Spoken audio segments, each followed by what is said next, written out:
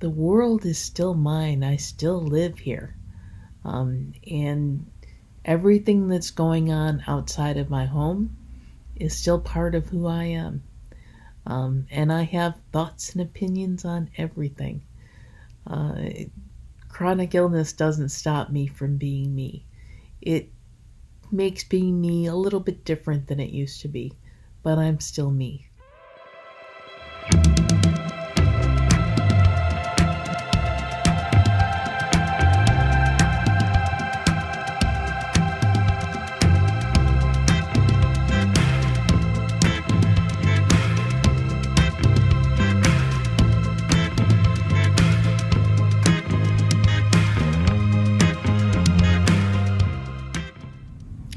Hi, welcome to the Chronicles of Nani.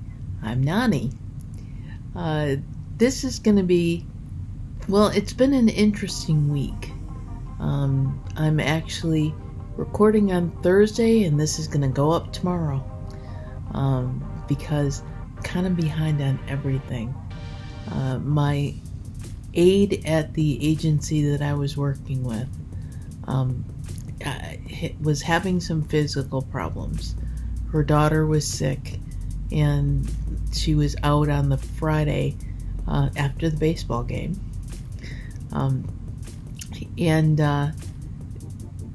on that Monday, they called and said that she'd been having some physical problems and wasn't coming back. Now, I did know that she was having physical problems and was thinking of quitting. It was kind of sudden when she did.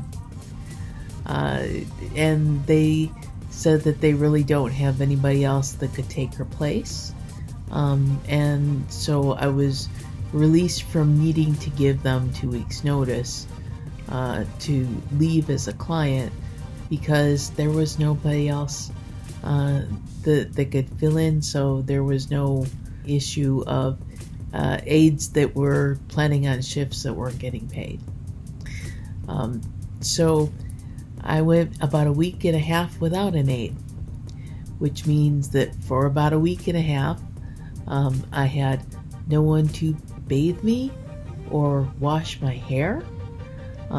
These are realities that go with a chronic illness, and if you live your life in a wheelchair or sitting in a recliner, you have to have an aide. You have to have someone that helps with those things, because I can't do them on my own.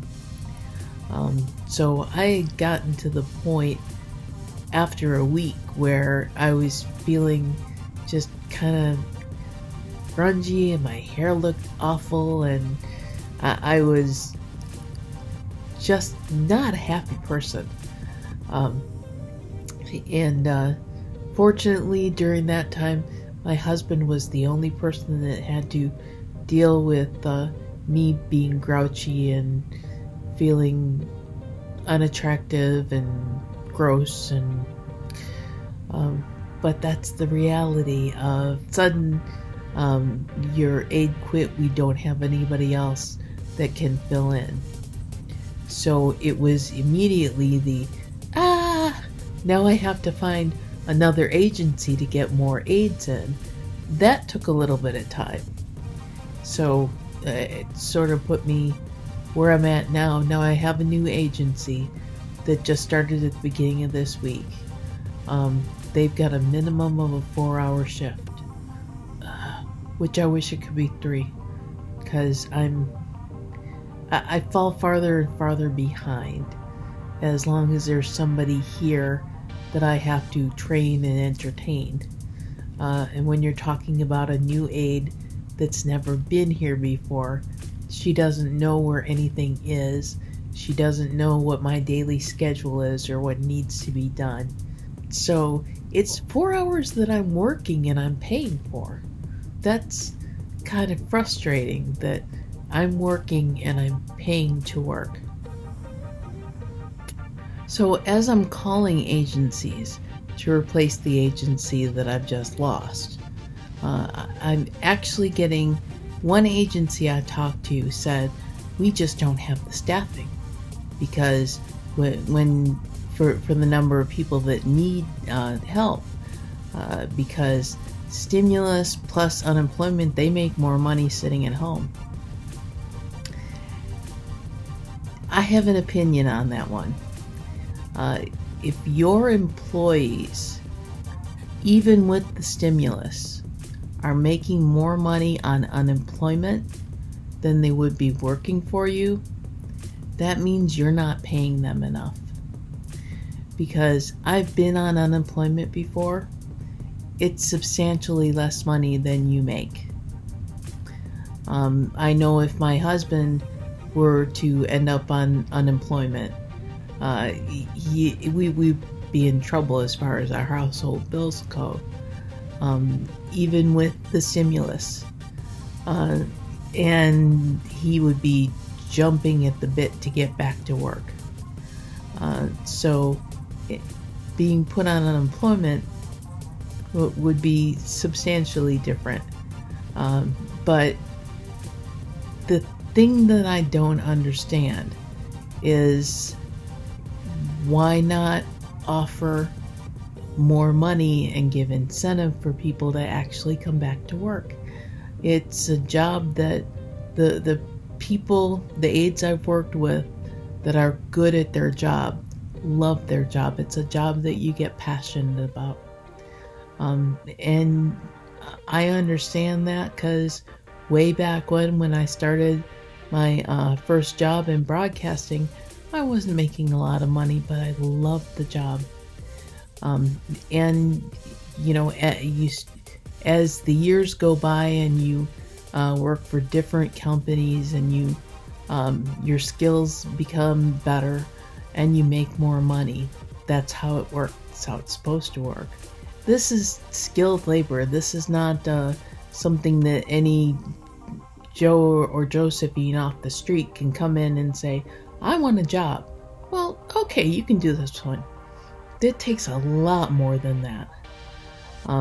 So they should be paying enough that stimulus plus unemployment equals still not as much as if I was working. The stimulus would still be there if they were working.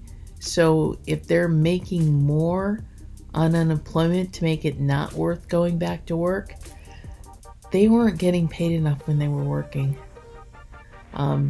Because the stimulus should not make up for regular wage that you were used to. And it's not supposed to make it as much as you used to make. It's supposed to help. That's sort of like welfare or food stamps, stuff like that. That's to help. Nobody wants to live that way forever. And the offers that should be there are not there if people want to stay there. So I definitely have problems with any agency that's telling me we can't get anybody in because they make more money on unemployment. That's a business I don't think I want to work with. Anybody that's paying less than a livable wage. And I know that there are a lot of business owners saying it'll drive me out of business and I won't be able to employ anybody and I'm going to have to raise prices on everything. And I took Economics 101 as an elective in college. 101, we're talking freshman, I took it at community college. And that was enough for me to understand that you pay employees a little more, they stay at the job, they become better at the job, and they have a little bit more to spend and put in the economy. And the economy grows. As the economy grows, other businesses do better, and they can have more employees come in, and they're working at the higher wage too. And they have more money to put into the economy. And eventually that money comes back to you because people have more money to put into your business because everybody is making more, and that makes the economy bigger. I have noticed when the stock market goes up that people who have enough money that they can put it away and ignore it's there, they're not adding to the economy. That does not mean the economy is getting better. When the stock market goes up a lot, that often means the economy is getting worse. It means that the average American worker is getting less, and that the American products are not getting sold. And that's real simple. Pay the workers a little bit more so they have the extra money to buy things. And when they buy things, it adds to the economy so that it comes back to the business that your swearing is going to go completely bankrupt. Pay your employees a little bit more and it goes back in the economy and it does come back to you. That's my opinion. That's my little edge of political. I told everybody in the very first vlog I did, I talked about the fact that I have multiple sclerosis. I have lots of problems from that. I have a chronic illness, and I have lots of issues that I have to deal with. COVID vaccine, which I've had my vaccine and I've been out, and I think they're kind of jumping the gun because it's like everything is going to be open and completely to capacity, and wearing a mask is optional. And they're saying, please, if you haven't been vaccinated, wear a mask.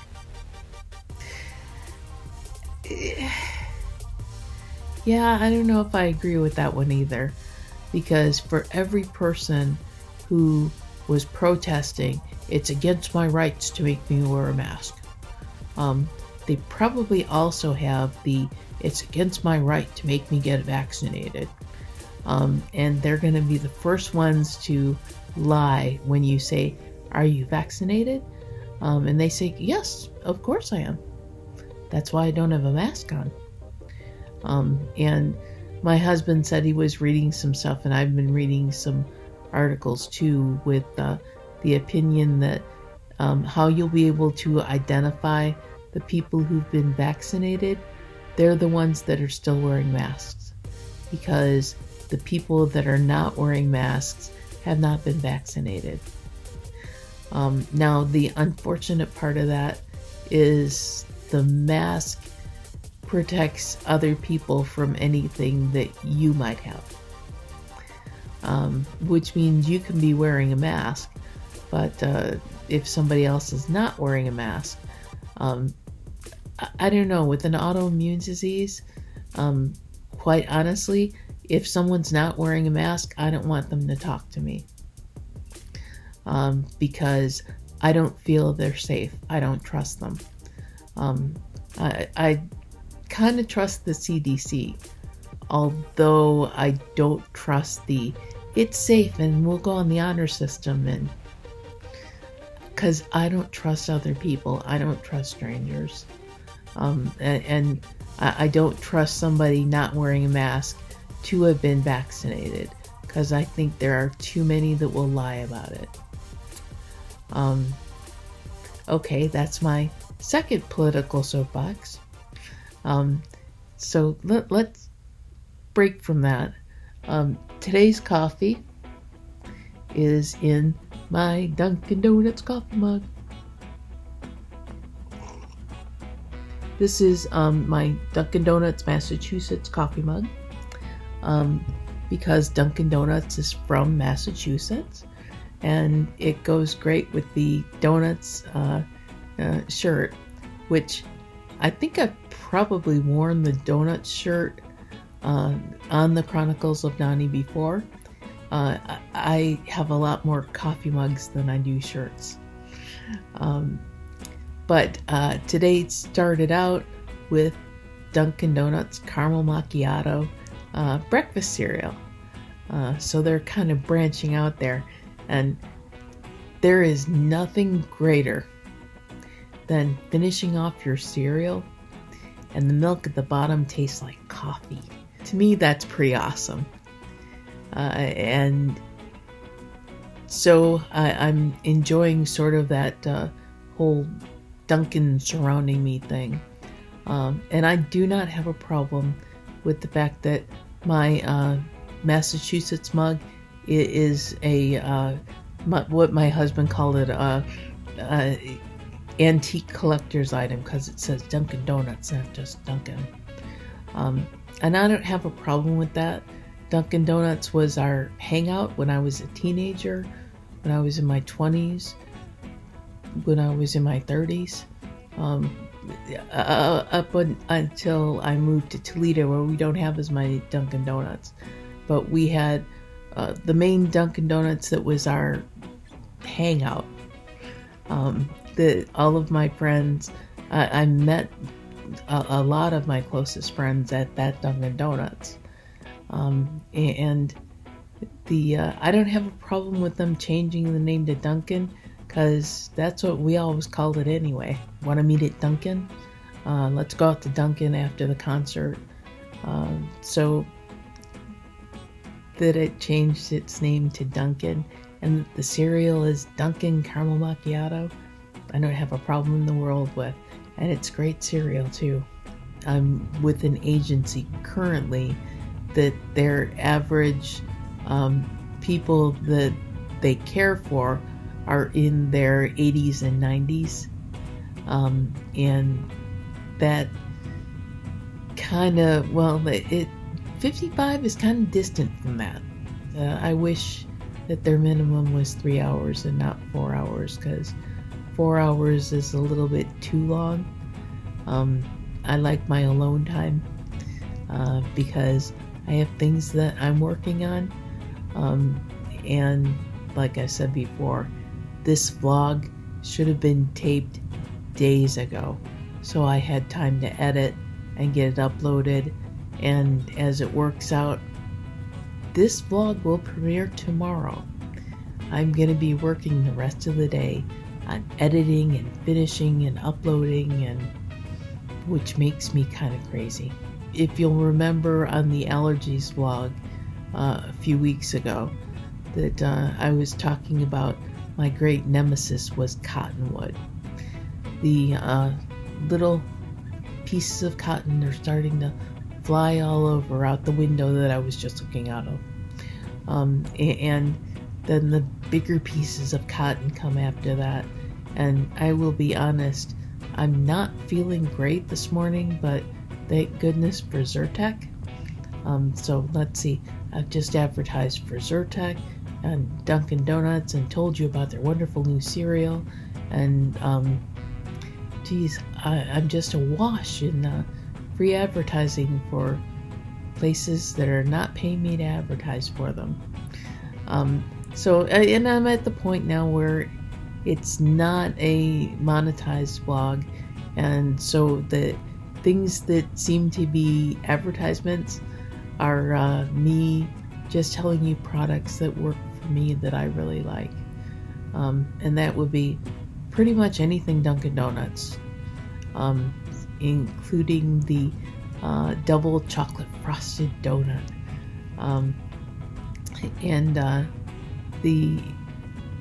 When I was a kid, I was about 7 years old, remembered different time, because I myself would never let my 7-year-old go out to walk up to the donut shop that's up at the end of our street, through an alley and across one street to get to the donut shop. I would never let a 7-year-old do that by themselves now, but back then it was okay. I think also my mom had called a few of the neighbors and asked them just to keep an eye out for me as I was walking up to Dunkin' Donuts. But I had saved up money from my allowance to go into Dunkin' Donuts and get a chocolate honey dip donut, which is not actually dipped in honey, and they got called on that, and now it's just a chocolate glazed donut. It's exactly the same thing, but they were called chocolate honey dip back then, and it was my favorite donut. and I had saved up 15 cents from my allowance to pay for that donut. 15-cent donut. If that doesn't age me, nothing does. But I took my 15 cents, I got my donut, and I brought my donut home, and Mom got me milk to have with my donut, and I went to Dunkin' Donuts and bought my own breakfast. That was just such a big deal, and it's a memory that I can remember every step of the walk up to Dunkin' Donuts and standing in line and buying my own donut. So Dunkin' Donuts has really been built up, and Dunkin' Donuts, if you are out there listening and would like to send me a double chocolate frosted donut, which is chocolate honey dip, but now they have chocolate frosting on it. Oh, that is my absolute favorite donut. If you want to send me a double chocolate frosted donut, I, would have absolutely no problem with that for all the free advertising I've been giving you today. And on that note, I will take one more sip from my Massachusetts Dunkin' Donuts coffee mug. Massachusetts is where it all started for Dunkin' Donuts. So that's why I really wanted the Massachusetts mug. And by the way, I did buy that mug in Massachusetts. So I even went to, I don't know where the very first Dunkin' Donuts was, but the mecca of Dunkin' Land anyway. So that's my quickie put together vlog for this week.